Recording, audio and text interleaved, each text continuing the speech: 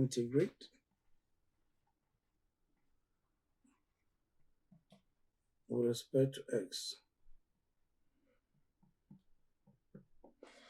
All right.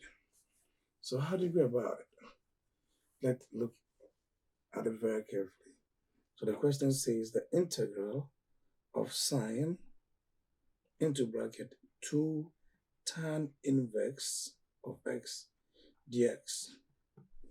Well, if you look at this question, it looks more complex. But let's look at it very carefully. Well, let's say tan inverse of x to be equal to a, for instance, so that I can write this 2 tan inverse of x as 2a. By so doing, my integral will be sine of 2a dx. Well, I've just substituted the a just to help us to be able to break things down. When we look at this, what comes into mind is double angle. So we can say that our sine 2a is given as 2 sine a cos a. That's a double angle formula. Okay. So if we say that, then we'll put our tan back into the equation. Back here. Then we can see that our 2 into bracket tan inverse of x is equals to 2 sine tan inverse of x into bracket cos into bracket tan inverse of x. Wow, that has made things so easier for us. So in a nutshell, our integral will be 2 out sine into bracket tan inverse x and that of cos into bracket tan inverse x into bracket dx. What comes into mind is that if we say tan inverse, let's say if we say a tan inverse is the angle, then a tan, if we draw our triangle, we can see if it is tan inverse of x is the angle, then we know that from here, tan inverse of x, let's say equals to a, then x will be equals to a tan of a. Okay, then this will be divisible by 1. Okay, so this will be ax. Tan is opposite of adjacent. X like that, we'll put 1 here. And this will be the square root of x squared plus 1 if we use Pythagoras theorem. So therefore, we can say that if this is the angle, then the sine into bracket tan inverse of x will be opposite over hypotenuse.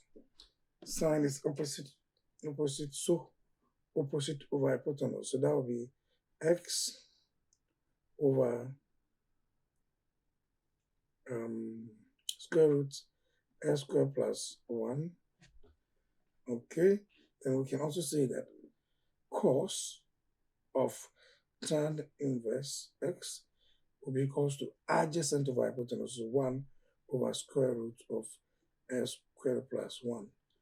Okay, if we substitute this into the integration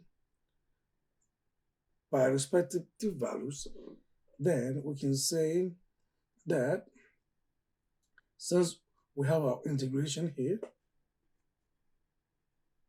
and that, then our final integration will be 2 out integral of sine into bracket tan inverse of x. That will be x all over x squared plus 1 multiplying that of cos tan inverse of x, and that will be 1 over square root s squared plus 1. Okay, dx. Okay, this is what we get. When we multiply, we're going to get x. We get x over x squared plus 1 dx, which we can also write it as integral 2x over s squared plus 1 dx. With this, we can integrate it so easily. So how do you integrate this? Let use substitution. Let u to be equals to s squared plus 1. Okay, so we say du is equals to 2x dx. Okay, then this implies that dx is equals to du over 2x. So put everything back into the equation. Then we have the integral of 2x all over s squared plus 1 dx is given as the integral. We have 2x all over u multiplied by du over 2x. And as we can see, this 2x will cancel this, and this will cancel that. Okay, and we'll be left with the integral of 1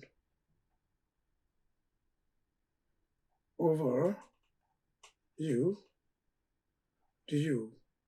And this, we all know that this is natural log of u plus c. Okay, but u is equal to what? S squared plus 1.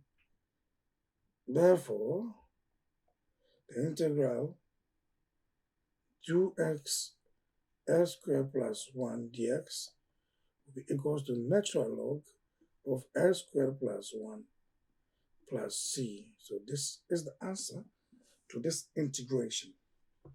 Okay, that is how it's supposed to be. So from the top here, as you can see, we use the double angle formula. We'll break it down. We use this to find our respective sine and the cos of the angles. We will put it together, we'll simplify, and this is the final answer. Fantastic.